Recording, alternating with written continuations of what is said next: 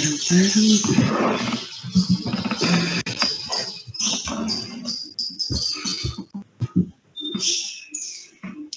muncul? Kok tulisannya nggak muncul?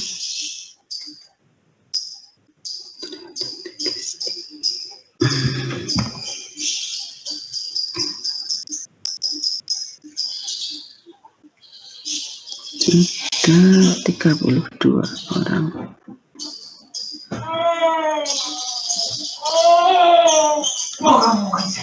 Sudah masuk semua. 32 sekarang. Oke. Jangan selesaikan. Sambil nunggu yang lain, silahkan absen dulu.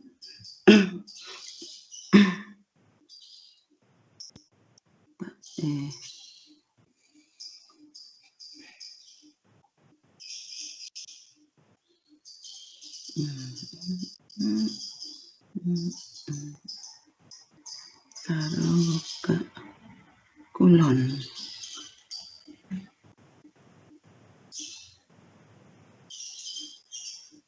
Kulon. Fisiologi kelas A. Salah deh. Kok buka kulon toh?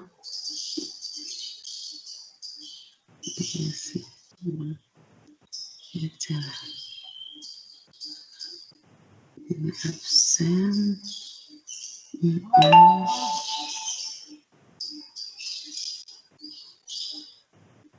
Ya, ini yang belum absen, Meria, Sofi, Hanifah. Ini banyak yang belum absen. Bunga, Marceli, Melia, Firmansyah, Rizkita belum. Sambil ini, assalamualaikum warahmatullahi wabarakatuh. Sebelumnya ini nanti saya sebenarnya jam 8 itu ada rapat juga, nggak bisa diwakilkan, jadi ya saya mungkin rapatnya agak telat juga. Tapi ini yang akan saya percepat juga nanti, yang untuk kuliah fisiologi hewan nanti materinya ini bisa diupload dan juga sudah saya masukkan di kulon. Nah, untuk minggu ini ya, kemarin di pertemuan pertama saya mencoba untuk ini, sudah dengar semua ya? Sudah Ibu. Dengar Ibu. Ya. Yang pertemuan pertama kemarin saya mencoba ada tugas dan kuis lewat kulon, ternyata ada beberapa yang salah baca ya waktu terakhirnya harinya itu, sehingga tidak bisa masuk. Nah, untuk minggu ini belum saya kasih tugas, nanti untuk beberapa ya mungkin pertemuan yang berikutnya nanti bisa dicek lagi. Oke, untuk hari ini kita akan membicarakan mengenai nutrien dan digesti. Ya, nutrien yang kaitannya dengan nutrisi. Jadi nutrisi itu segala semuanya yang dimakan ya. Nutrien itu zat kimia organik maupun anorganik yang ada dalam makanan dan diperlukan untuk fungsi tubuh. Nah, nutrien ini ada yang esensial dan ini harus mencukupi kebutuhan nanti energi di dalam tubuh. Nah, untuk nutrien esensial itu ada karbohidrat, protein, lemak, vitamin, mineral, bahan. Ini sudah tahu semua ya, karbohidrat. Kita ini aja kita. Nanti ada metabolisme karbohidrat itu dalam ada proses glikogenolisis, glikogenesis, gluconeogenesis ya. Itu nanti juga akan kita bicarakan. Kemudian ada protein ya sebagai sumber utama, terutama dipakai untuk pertumbuhan dan pemeliharaan jaringan tubuh. Nah, ini bagaimana nanti proses pencernaannya, jadi ada karbohidrat, protein, lemak, vitamin, mineral. Ini proses penyerapan, pencernaan dan absorpsi di dalam tubuh itu nanti akan berbeda. Kemudian lemak ini juga, lemak ini sebagai sumber energi yang paling besar. Jadi 1 gram itu ada 9 kilokalori. Ya, ini kalau mengkonsumsi lemak, ini kemarin kita juga ada penelitian tentang pakan yang hiperlipid, ya itu ternyata di dalam proses pencernaan dan pencernaannya itu, dan ini sesuai dengan kebutuhan energi karena energinya tinggi sehingga konsumsi pakannya itu menjadi rendah, ya sedikit konsumsi pakannya. Nah ini juga ternyata setelah dilihat dari beberapa hasil data yang kita peroleh itu, kalau diberikan di awal pertumbuhan itu memang kurang bagus ya, karena memang di awal itu pertumbuhan paling bagus itu dengan asupan protein. Ya, protein terutama dipakai untuk membentuk struktural dari tubuh, baru nanti lemak. Jadi kalau diberikan pada waktu yang kurang tepat itu ternyata juga ada kurang optimalnya dalam proses metabolisme. Kemudian di sini juga air, ya nanti kita bicarakan tentang metabolisme air juga, vitamin, mineral. Jadi vitamin ini juga ada vitamin yang larut dalam air, ada yang larut dalam lemak. Kemudian juga ada mineral esensial. Kok muter-muter? Enggak muter-muter.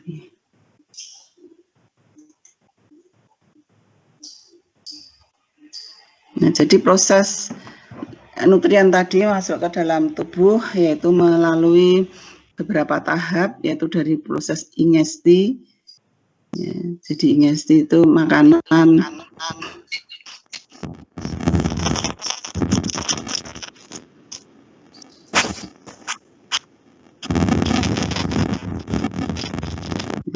jadi proses ingesti masuknya makanan ke dalam tubuh ini dikoordinasi juga oleh bagian-bagian tubuh, terutama adalah untuk kontraksi otot dan saraf. Kemudian di sini juga ada proses mengunyah, menelan. Jadi seperti menelan itu juga ada koordinasi antara otot-otot yang ada di dalam lidah, kemudian refleks paring,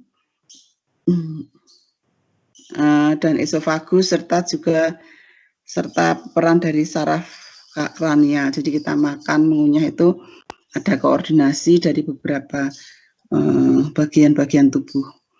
Jadi mengunyah itu membutuhkan waktu beberapa detik. Jadi kalau zaman dulu orang tua itu kalau kita makan itu biasanya mengunyah itu ya, sampai 32 kali ya setiap mengunyah.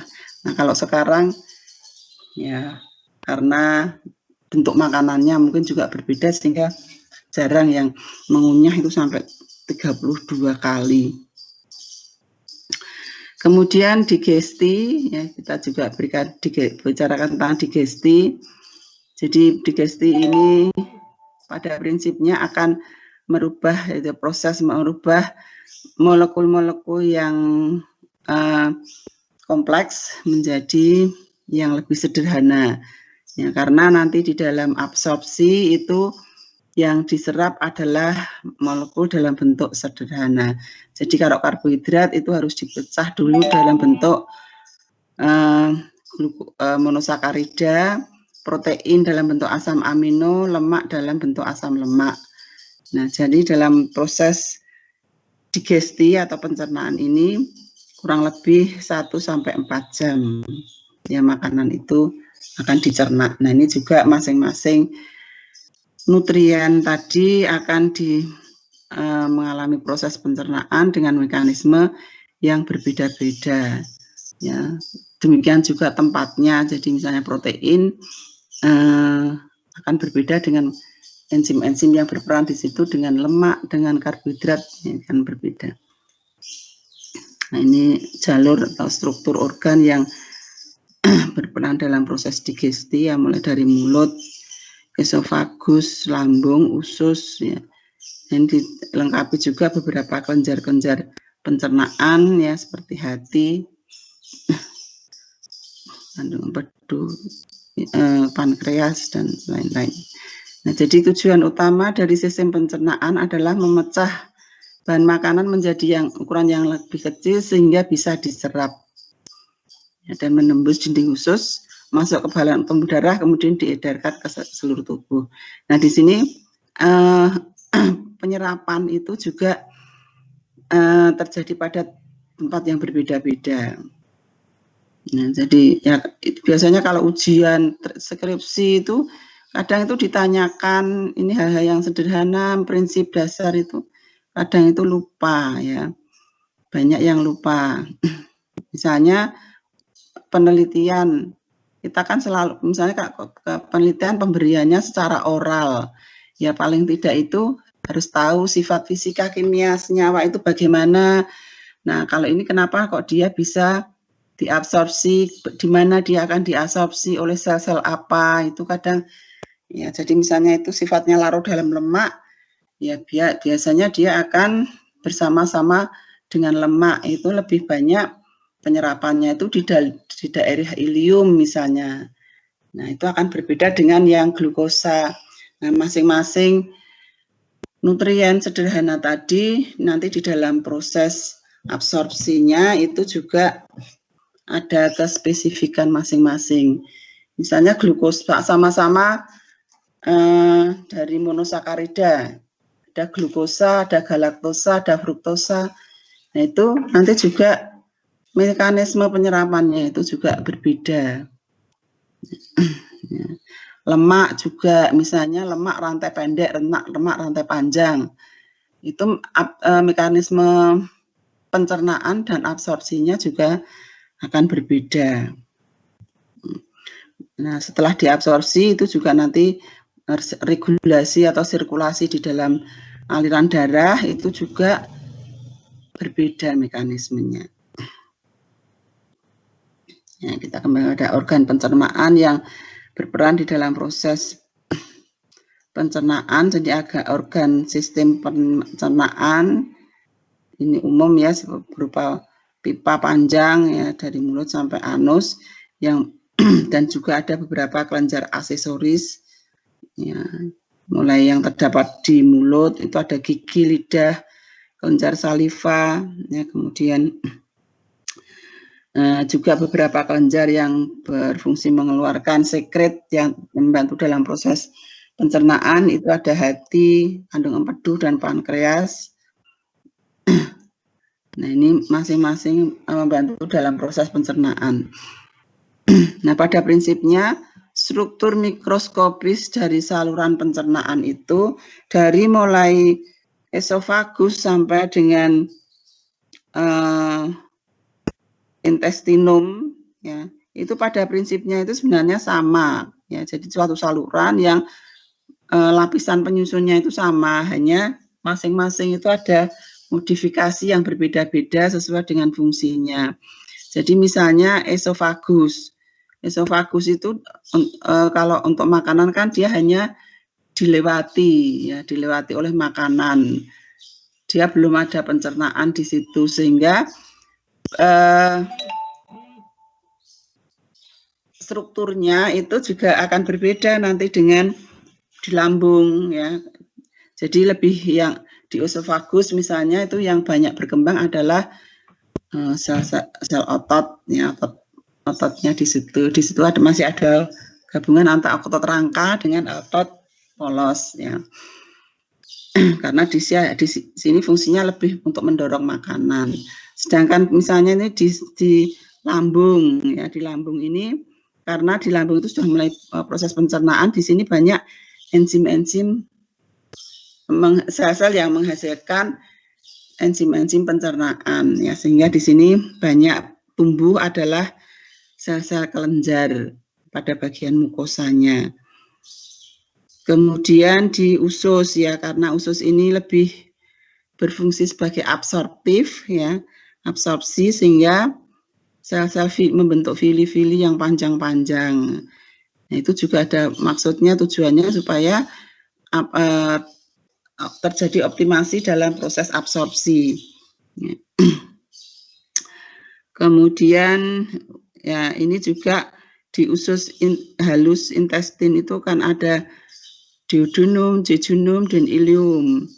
Nah, ini juga berbeda-beda nanti strukturnya. Misalnya di ileum itu lebih banyak absorpsi lemak ya, sehingga di situ banyak terdapat nodul-nodul limfa ya, karena lemak itu kan masuk ke dalam, setelah diabsorpsi dia akan ditampung dalam pembuluh limfa untuk diedarkan ke seluruh tubuh. Jadi di situ yang banyak berkembang itu adalah nodul limfa. Nah, demikian juga ini untuk usus besar ya, kaitannya sudah tidak absorpsi lagi, sehingga di sini permukaannya juga sudah tidak tinggi lagi sebagaimana pada intestinum usus halus. Nah, jadi pada prinsipnya tadi 4 lapisan dasar itu sama, ada lapisan mukosa, submukosa, muscularis, dan adventitia. Jadi semuanya ada 4 lapisan ini, tetapi masing-masing mempunyai modifikasi permukaan struktur sesuai dengan fungsinya. Nah, ini contoh misalnya struktur dari intestinum ya, dinding intestinum. Nah, ini banyak fili-fili, ini fungsinya adalah untuk meningkatkan, untuk supaya banyak absorpsi yang menambah luas permukaan absorpsi.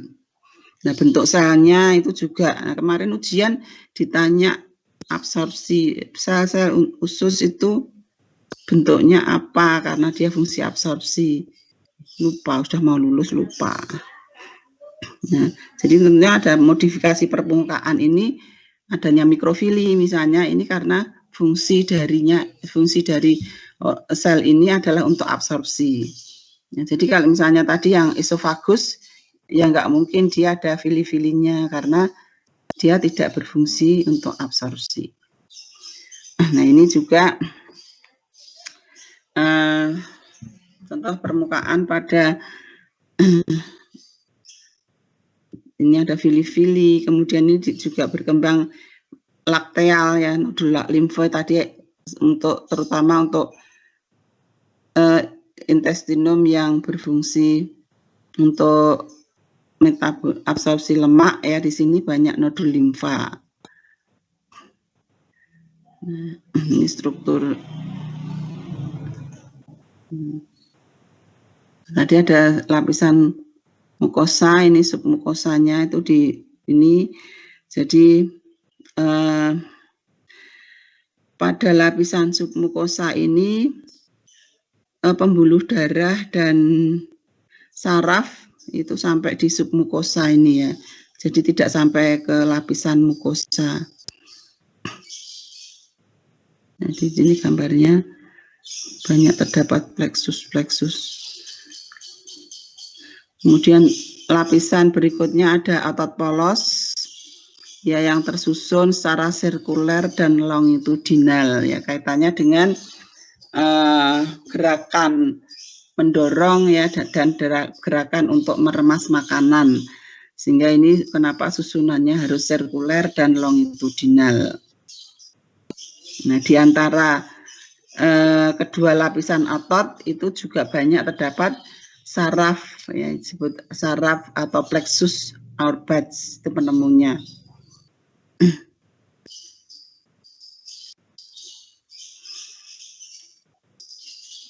Itu lapisan-lapisan pada prinsipnya. Nah, dimulai dari mulut ya, pencernaan dari mulut, ada gigi, lidah. Di situ juga dilengkapi dengan 3 buah kelenjar. Ada sublingualis, ada kelenjar submaxillaris, ada kelenjar parotid. Ya. Ini menghasilkan mukus yang berisi air dan juga lendir. Ini juga pH saliva harus 6. Nah, kemudian esofagus tadi dengan gerakan paristatik, kemudian lambung, ya jadi lambung di sini juga banyak terdapat kelenjar-kelenjar, sel-sel kelenjar ya karena harus menghasilkan getah lambung ya nanti di sini akan terjadi menghasilkan beberapa substansi yang berperan di dalam pencernaan. Di sini ada HCl menghasilkan sel-sel yang menghasilkan HCl, ada yang menghasilkan mukus.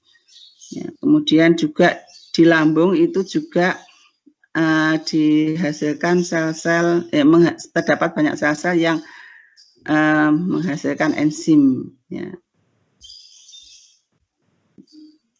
Nah di sini juga nanti dengan adanya makanan yang masuk, nah ini akan memacu sel-sel untuk menghasilkan HCl ya. HCl ini yang fungsinya akan merubah ya protein, mencerna protein menjadi pepton ya. Nah kemudian ini struktur lambung ini juga mulai dari ujung di pilorik ya, jadi pertemuan antara esofagus dengan lambung ini juga terdapat lebih banyak tersusun oleh struktur otot yang sangat kuat karena otot-otot yang ada di sini itu yang fungsinya adalah untuk membuka dan menutup klep di sini ya, sekatnya pilorik ya supaya lambung esofagus. Nah ini kalau membrannya itu rusak misalnya, nah itu ada beberapa gangguan terhadap makanan itu bisa yang dari lambung itu bisa masuk kembali lewat esofagus. Ya mungkin Anda kenal dengan penyakit GERD ya. Nah itu asam lambungnya tinggi ya, ini bisa menyebabkan gangguan pada membran ini sehingga ada arus balik ya, sehingga itu bisa sampai ke dada sampai ini sehingga terasa panas karena ini asam lambungnya itu bisa sifat iritatif. Nah ini banyak terdapat otot-otot yang menyusun ya ini. Ini juga kapasitas lambung ya, jadi kapasitas lambung yang berbeda-beda pada manusia, pada tikus ya. Ini biasanya kalau penelitian pada tikus kita memberikan secara oral itu harus melihat kapasitas lambung. Jadi kalau kita misalnya kapasitas lambungnya itu 5 mili ya, paling tidak maksimum kalau kita memberikan treatment itu ya sekitar misalnya 0,5 itu ya maksimum 0,2 karena yang 0,3 itu ditakutkan kalau di dalam lambung itu sudah ada makanan kita tambahi sehingga kapasitasnya itu bisa lebih. Nah itu biasanya akan muntah ya, dimuntahkan.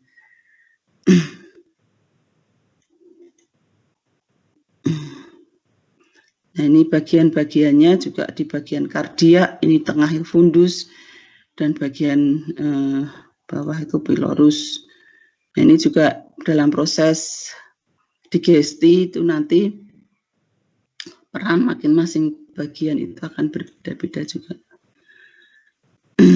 Nah jadi ini di bagian-bagian dari lambung ini nanti strukturnya juga berbeda-beda. Kemudian yang jelas di sini bahwa lambung itu menghasilkan HCl, tapi dinding lambung itu tidak rusak oleh HCl. HCl itu kan iritatif, ya, jadi biasanya HCl itu akan disekresikan itu kalau ada makanan yang masuk. Tapi kadang juga pada keadaan tertentu belum ada makanan yang masuk, tetapi HCl-nya itu sudah diekskresikan yaitu. Nah, hanya sebenarnya lapisan lambung itu juga sudah memproteksi ya, bentuk strukturnya itu sangat rapat sehingga HCl itu tidak mengiritasi. Cuma dalam keadaan tertentu kalau sudah sudah kronis, ya iritasi itu juga kadang bisa terjadi sehingga bisa terjadi namanya tukak lambung. Nah, itu sakit sekali kalau sudah sampai tukak lambung.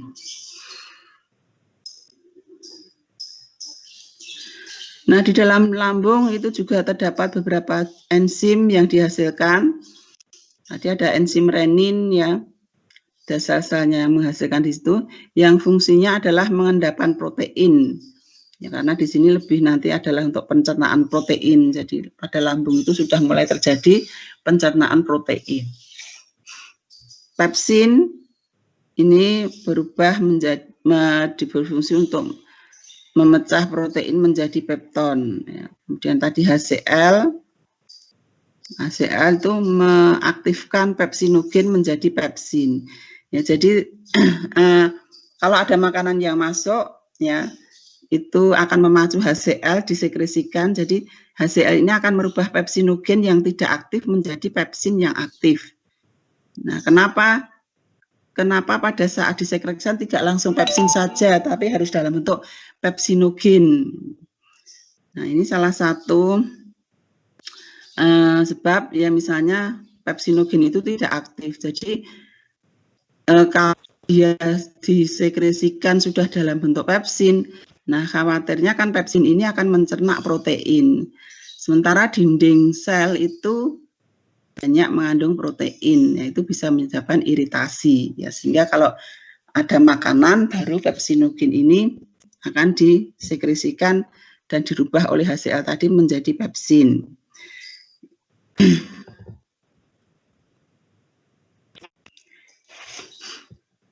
Kemudian ada enzim lipase juga yang berfungsi dalam memecah lemak menjadi asam lemak dan gliserol.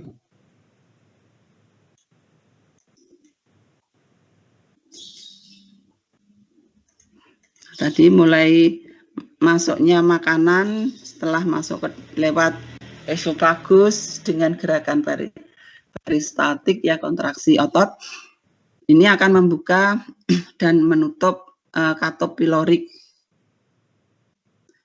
Ya, jadi setelah masuk lambung, katop esokardia ya.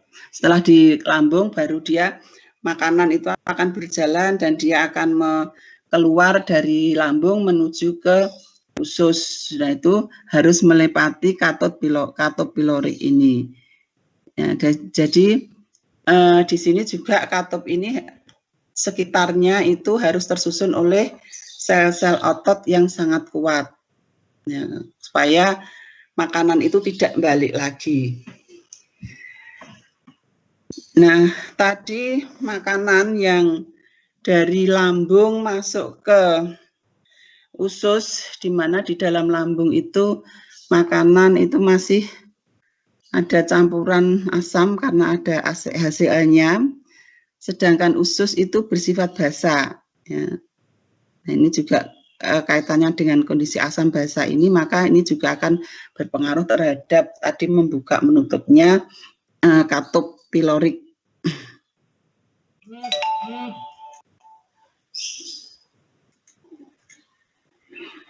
Ya, kemudian ini masuk ke dalam usus.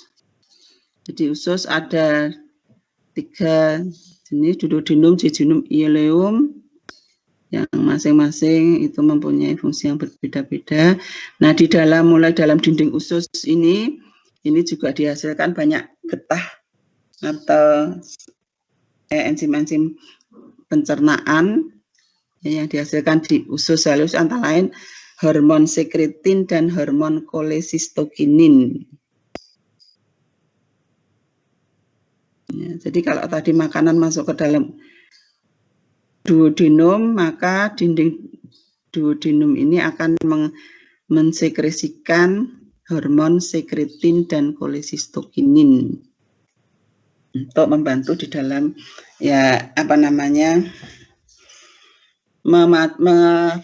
merangsang sekret dari pankreas yang untuk membantu dalam proses digesti terutama protein-protein yang masih agak strukturnya agak panjang ya, belum bentuk asam amino. Nah, di dalam usus halus itu sudah terjadi penyerapan. Ya, jadi ini tadi masuk ke dalam usus halus. Nah, di dalam duodenum itu sebenarnya masih juga terjadi proses digesti, ya. Jadi sekalian digesti, dia di situ juga sudah mulai terjadi absorpsi. Ya, jadi duodenum tadi terutama protein-protein yang masih strukturnya agak panjang akan dipecah ya menjadi asam amino, ya, kemudian akan diabsorpsi. Kalau karbohidrat itu sudah dipecah. Lemak ini juga nanti dalam proses pencernaan itu tadi di lambung sudah mulai pencak menjadi asam lemak dan gliserol. Nah, lemak terutama itu akan diabsorpsi di bagian ileum.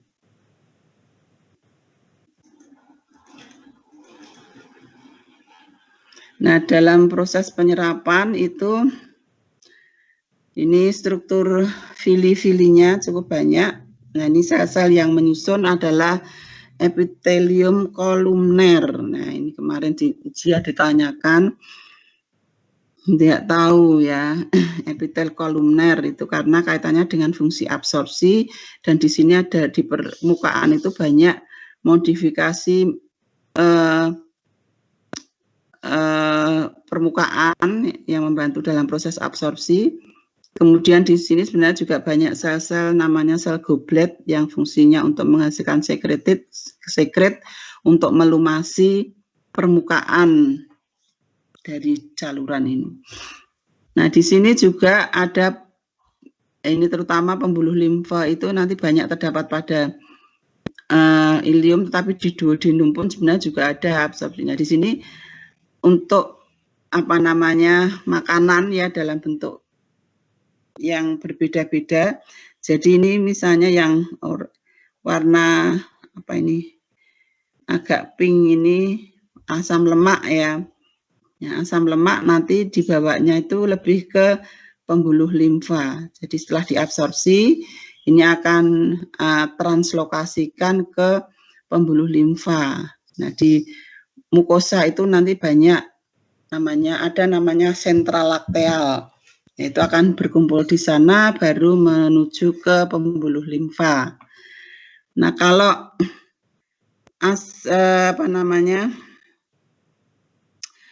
glukosa monosakarida juga asam amino, nah itu lewatnya adalah yang ini pembuluh darah. Nah, jaringan pembuluh darah yang nanti akan masuk ke vena porta hepatica. Itu jalurnya itu akan berbeda. Yang lemak ini juga nanti sebelum diekskresikan ini akan dikemas dulu ya dalam bentuk kilomikron. Baru nanti akan ditransportasikan lewat pembuluh limfa.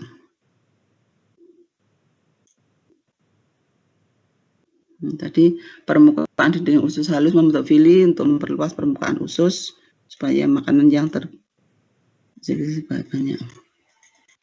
Ini sudah, ini masing-masing tadi bisa dibaca sendiri. Kemudian masuk ke usus besar. Ya, di dalam usus besar ini terjadi reabsorpsi air. Jadi untuk dengan adanya reabsorpsi air maka sisa makanan yang tidak diserap ya ini akan memadat ya, sehingga feses yang dihasilkan adalah feses yang padat. Ya, tapi biasanya kadang juga orang defekasi itu menghasilkan feses yang cair, itu tentunya ada gangguan di dalam mekanisme reabsorpsi air. Kemudian rektum, ya, anus, bank pengeluaran. Nah, ini beberapa organ yang juga berkaitan dengan kelenjar aksesori yang membantu dalam proses pencernaan. Ini adalah hati. Jadi hati itu menghasilkan terutama dalam untuk pencernaan lemak itu adalah empedu. Ya, jadi empedu ini akan disintesis di hati. Jadi bahan dasarnya itu juga termasuk ada kolesterol ya, ada lemak yang lain, ada protein juga. Ini akan disintesis di hati, kemudian dibawa ke kandungan empedu. Nah, kalau ada makanan tadi yang masuk, ya makanan terutama lemak masuk ke lambung, itu maka empedu tadi akan disekresikan untuk dicerna menjadi asam lemak dan gliserol. Ini langsung aja. Ini garam empedu tadi akan disimpan di dalam kandung empedu. Jadi nanti kalau ada makanan yang masuk lewat lambung itu sudah siap. Nah, kadang juga di sini dalam metabolisme pembentukan garam empedu seringkali terjadi adanya suatu gangguan pengkristalan menjadi batu empedu, ya. Jadi batu empedu itu akan banyak tersimpan di sini sehingga tahu-tahu harus dioperasi karena batu empedunya sudah cukup banyak. Nah, kalau pembentukannya itu atau penyimpanannya itu di dalam kandung empedu biasanya dalam jangka waktu lama ya tidak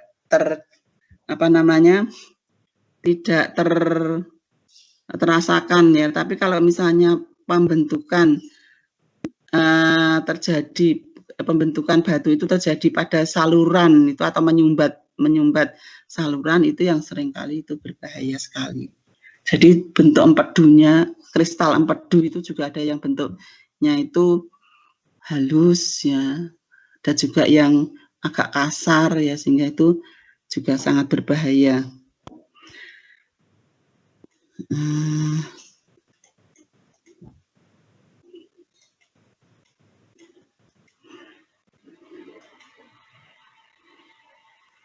Jadi juga untuk sekresi empedu itu tadi juga kalau ada makanan yang masuk tadi juga ada kaitannya dengan hormon kolisistokinin yang memacu kantong empedu untuk menghasilkan empedu.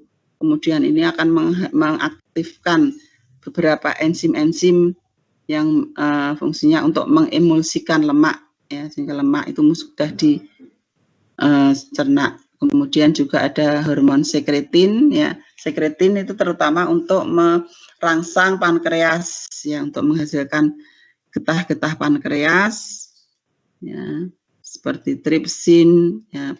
Ini terutama untuk memecah protein menjadi asam amino. Ya, jadi meskipun tadi protein itu awalnya sudah dicerna di lambung, tetapi di lambung itu belum menjadi bentuk asam amino yang siap untuk diabsorpsi. Ya, sehingga ini butuh enzim-enzim yang dihasilkan untuk pencernaan, yang dihasilkan oleh pankreas. Nah, ini juga enzimnya macam-macam yang dihasilkan oleh getah pankreas ini. Ada tripsin, ada chymotrypsin, ada amilopsin ya, ini mempunyai fungsi yang berbeda-beda. Nah, ini nah di dalam proses pencernaan tadi ya, pada prinsipnya itu dari usus sampai ke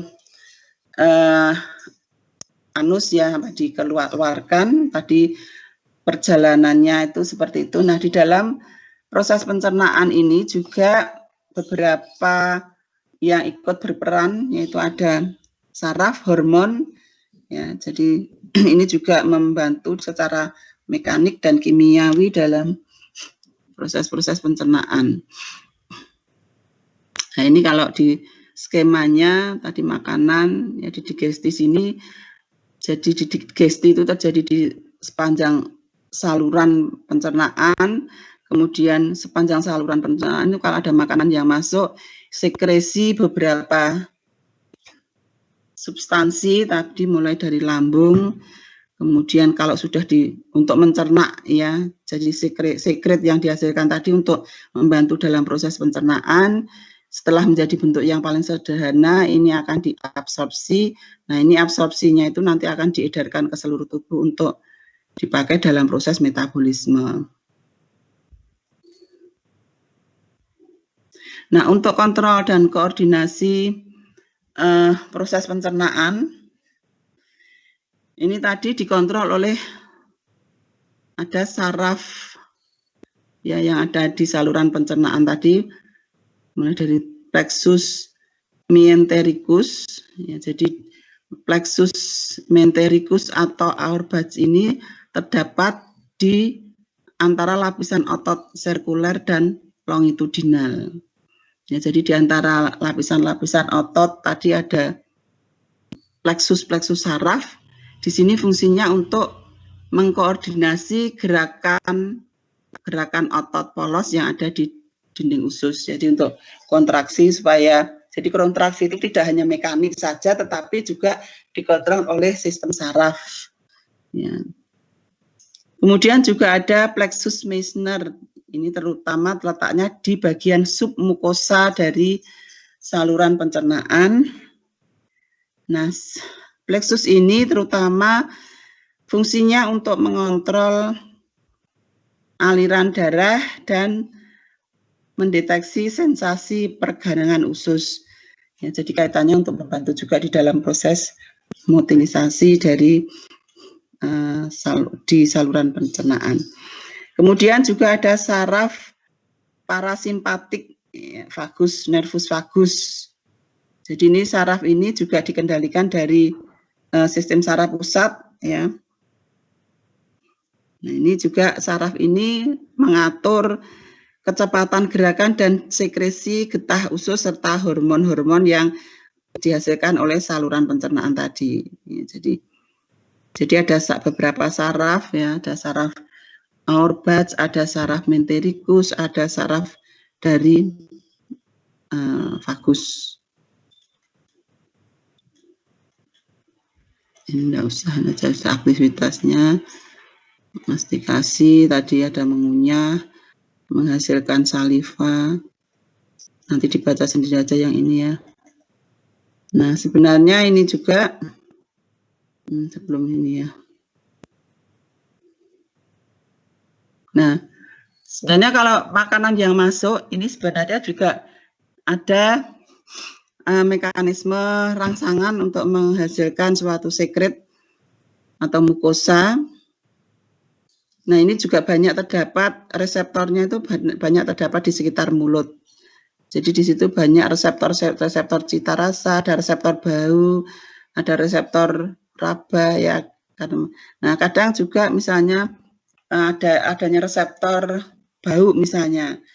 Ini bisa menyebabkan karena di situ ada rangsangan yang cukup kuat terhadap bau. Jadi bau misalnya bau makanan itu, ya.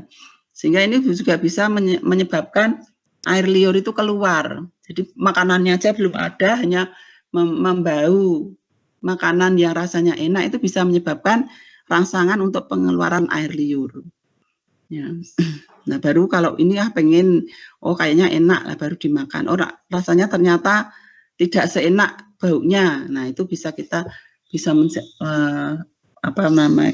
sensasi tadi. Nah, kemudian tadi rangsangan yang diterima itu akan diteruskan tadi di hipotalamus, ya, tadi untuk mengatur pengeluaran air liur. Ya.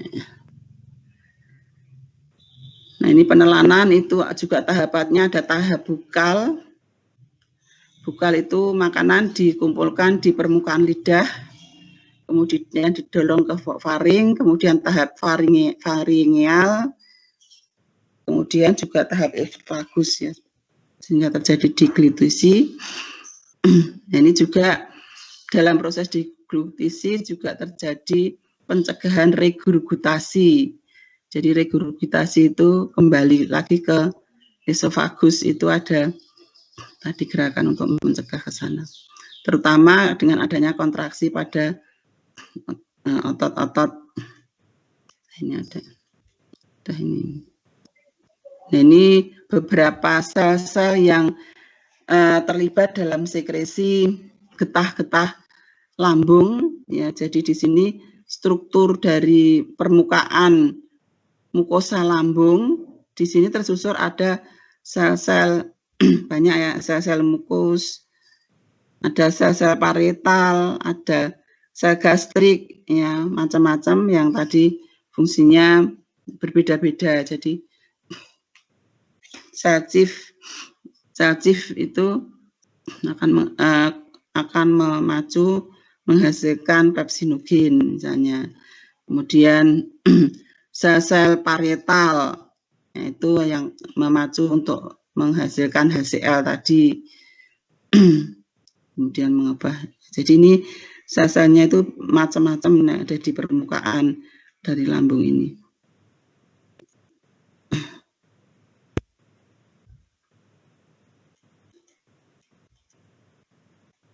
Saja.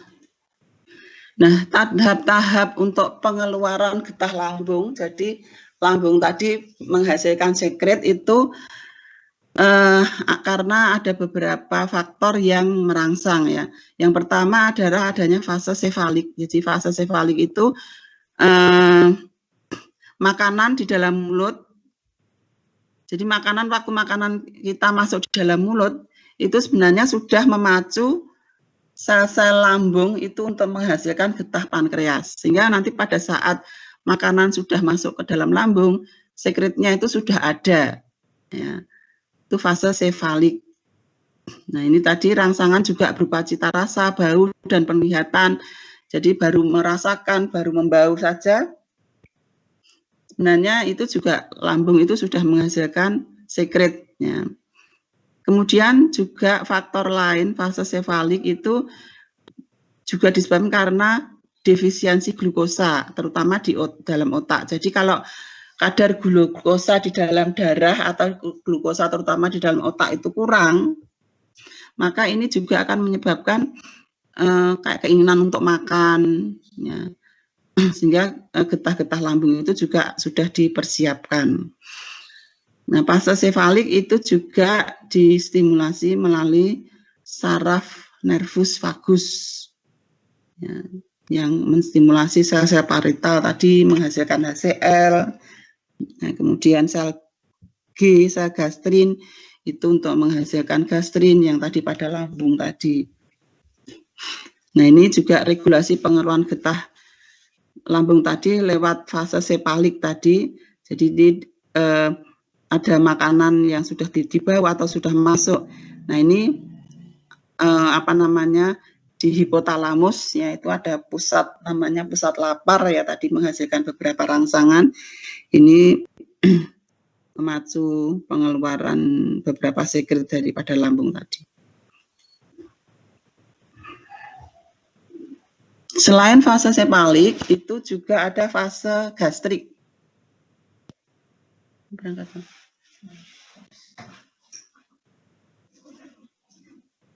Jadi fase yang kedua adalah fase gastrik. Ya, jadi gastrin yaitu sel-sel gastrik tadi akan menghasilkan gastrin. Waalaikumsalam. Yang dilepaskan jika lambung kontak dengan antrum baik secara mekanis dan kemis. Ya, jadi kalau ada makanan yang masuk itu juga tadi merupakan fase gastrik untuk menghasilkan HCl.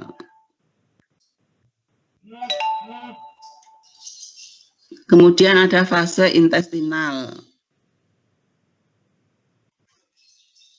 Jadi kalau sudah masuk ke dalam, sudah dicerna di dalam lambung, sudah akan masuk ke dalam intestinal, ini juga merupakan rangsang untuk menghambat ya getah lambung tadi sudah tidak disekresikan lagi. Jadi karena sudah tidak ada makanan ya, makanan itu sudah mengalir ke bawah ke intestinum, maka ini juga sebagai rangsangan untuk ke lambung untuk mengurangi sekret yang dikeluarkan. Nah, jadi tadi dengan menghasilkan enterogastron.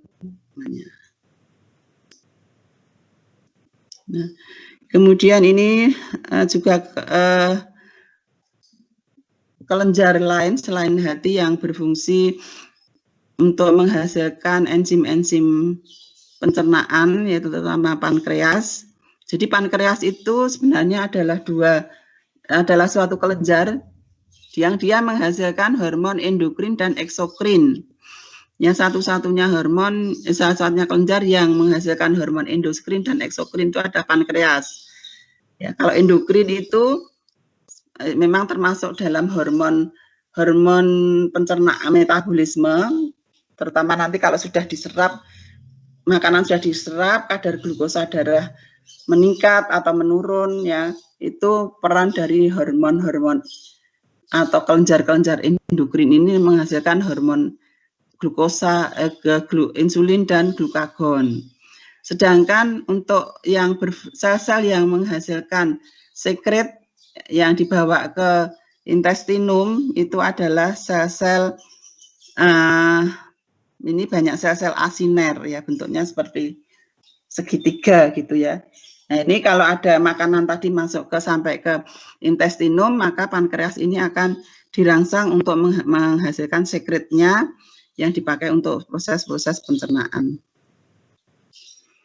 Ya, jadi ini dari seluruh pankreas itu sel-sel asiner itu jumlahnya cukup banyak, ya, 82% itu adalah sel-sel asiner. Jadi untuk sekretnya itu nanti akan disekresikan lewat saluran. Jadi ini saluran-saluran ini ya nanti akan berujung ke saluran pencernaan. Sel endokrinnya itu sekitar hanya 1,8%.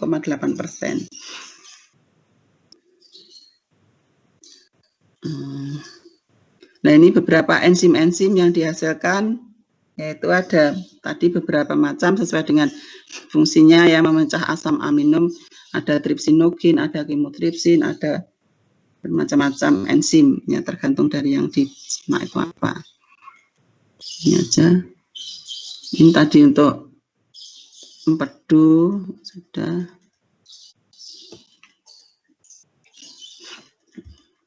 Nah, terutama tadi empedu itu, gentak-gentak empedu terutama disekresikan kalau makanan itu mengandung lemak, ya. Jadi lemak itu kan tidak bisa larut dalam air, ya. Jadi saluran pencernaan itu kan pelarutnya adalah air. Sedangkan lemak itu tidak bisa larut dalam air, sehingga kenapa harus diemulsifikasi oleh garam empedu, ya, supaya enzim-enzim yang mencerna lemak itu bisa bekerja. Jadi enzim yang mencerna lemak itu kan enzim lipase. Dia tidak bisa mencerna kalau substratnya itu tidak larut dalam air, sehingga harus diemulsifikasi. Ya, dengan diikat oleh garam empedu tadi, maka permukaan lemak yang ini menjadi lebih bersifat hidrofil, sehingga lipase itu bisa mendekat, kemudian akan memecah rantai-rantai asam lemak tadi, ya, lemak yang panjang. Karena makanan yang kita konsumsi itu biasanya kan dalam bentuk lemak rantai panjang, ya, trigliserida dan sebagainya. Nah, ini akan mudah didekati oleh lipase, kemudian akan dicerna menjadi asam lemak dan gliserol, sehingga bisa dicerna. Nah, setelah dicerna itu pun juga harus dibuat dalam bentuk yang juga larut dalam air, ya, supaya dalam bentuk misel. Ya, jadi misel ini juga larut dalam air, sehingga itu akan bisa dibawa sampai ke intestinum. Ini komposisi getah empedu macam-macam nanti dibuat, pengaturan sekresinya juga ini nanti bisa dibaca sendiri.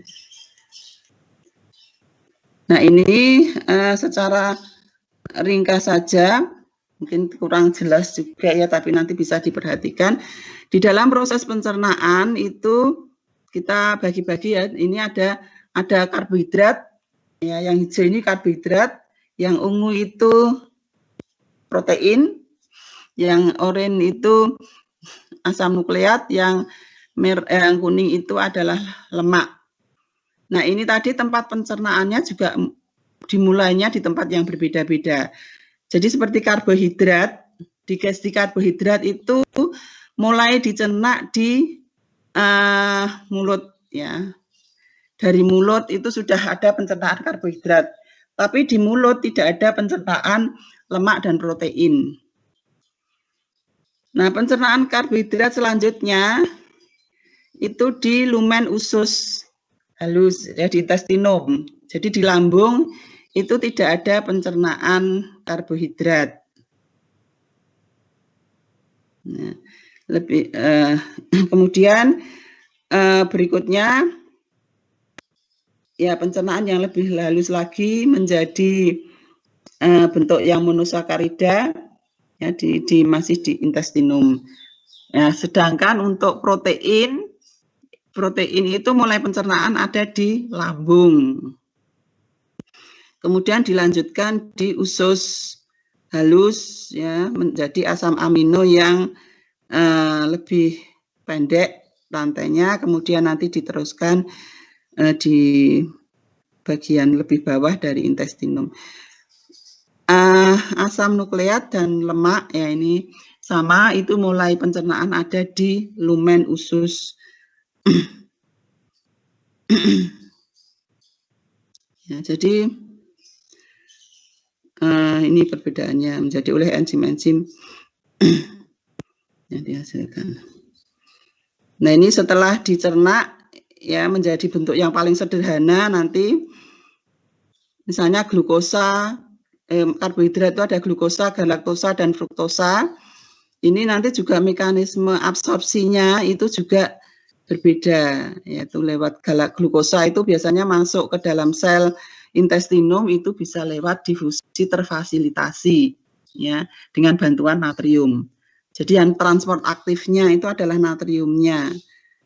Ya, setelah nanti natrium keluar itu, nah ini bersamaan. Jadi sebenarnya difusi tapi dengan fasilitas bersamaan dengan natrium. Jadi kalau misalnya dalam makanan itu banyak mengandung natrium, itu akan lebih cepat untuk glukosa itu diabsorpsi. Glukosa dan galaktosa, sedangkan fruktosa itu agak berbeda mekanismenya. Ya, nanti akan kita bicarakan sendiri-sendiri. Ini untuk lanjut aja. Nah, ini tadi untuk pemecahan lemak dalam bentuk trigliserida. Jadi oleh enzim lipase dirubah menjadi asam lemak bebas dan monogliserida yang nanti setelah masuk di dalam sel, jadi absorpsinya tetap semua dalam bentuk yang paling sederhana. Nanti kalau sudah diabsorpsi di dalam sel-sel intestinum itu akan dikemas lagi menjadi trigliserida lagi. Nah, setelah menjadi trigliserida, dia akan dikemas lagi bersama-sama dengan kolesterol dan juga protein, ya, membentuk kilomikron. Baru setelah dalam bentuk kilomikron, lemak ini akan ditransportasikan tadi masuk ke sentral lakteal. Kalau untuk lemak. Nah, ini untuk asam lemak rantai pendek dan rantai panjang itu ada perbedaan. Jadi kalau untuk yang rantai panjang itu tadi masuknya lewat sentral lakteal, tapi kalau untuk asam lemak yang rantai pendek, jadi rantai pendek di sini atom karbonnya yang kurang dari 12 itu masuknya sama dengan glukosa, ya, jadi langsung ke pembuluh darah vena, kemudian masuk ke vena porta hepatica. Nah, kemudian setelah dicerna, diabsorpsi, yang akan diedarkan atau didistribusi ke tadi sesuai dengan jalurnya. Untuk lemak itu lewat pembuluh limfa, kalau lemak rantai pendek dan juga karbohidrat dan protein itu ke vena porta hepatica akan dibawa ke hati, ya, untuk ini sirkulasi bersama dengan sirkulasi darah. Nah, ini untuk proses pencerna, digesti dan absorpsi, ya, pada nutrien yang masuk yang dikonsumsi. Nah, baru nanti di dalam sel itu akan mengalami proses metabolisme untuk pembentukan energi, yaitu secara keseluruhan mengenai proses digesti, ya, nanti silahkan untuk dibaca-baca lagi, sudah saya upload, tinggal Anda bisa download di situ untuk dipelajari. Kalau masih ada pertanyaan, ini sudah ada grupnya ya. Itu silahkan untuk kalau mau bertanya di grup juga tidak apa-apa.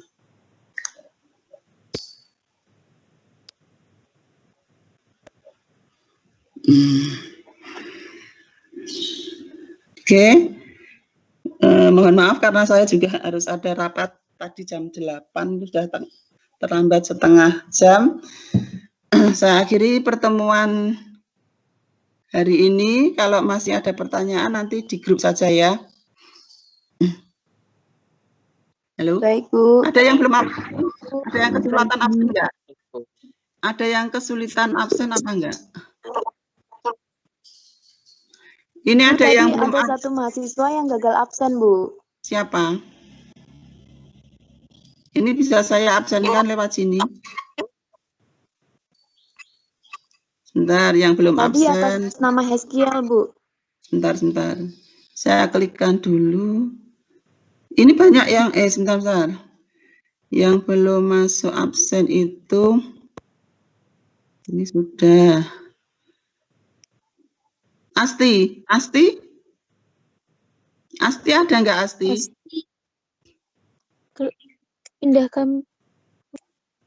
Pindah kuliah? Oh, yang pindah kuliah Asti ya, ini tidak bisa. Kemudian ada Ya, Bu. Heskil Ya, itu, Bu. Ya. Ini. Oh, Heskil Ya, ini Bu. saya bantu untuk masuk absen ya. Baik, Bu, terima kasih. Lain ada lagi Mauris. Mauris masuk nggak Mauris? Halo? Mauris? Ini ada nggak Mauris, nama Mauris? Ada kesulitan apa? Ini kok belum absen? Selain Mauris, ini sudah. Ya udah. Jadi tinggal yang nggak masuk Mauris ya. Oke, saya kira saya akhiri sampai di sini dulu. Sampai ketemu minggu depan. Kalau ada pertanyaan silahkan dilanjut di WA juga boleh. Mau tanyanya di Kulon juga bisa. Ya. Assalamualaikum warahmatullahi wabarakatuh. Waalaikumsalam warahmatullahi wabarakatuh. Terima kasih, Bu. Terima kasih, Bu.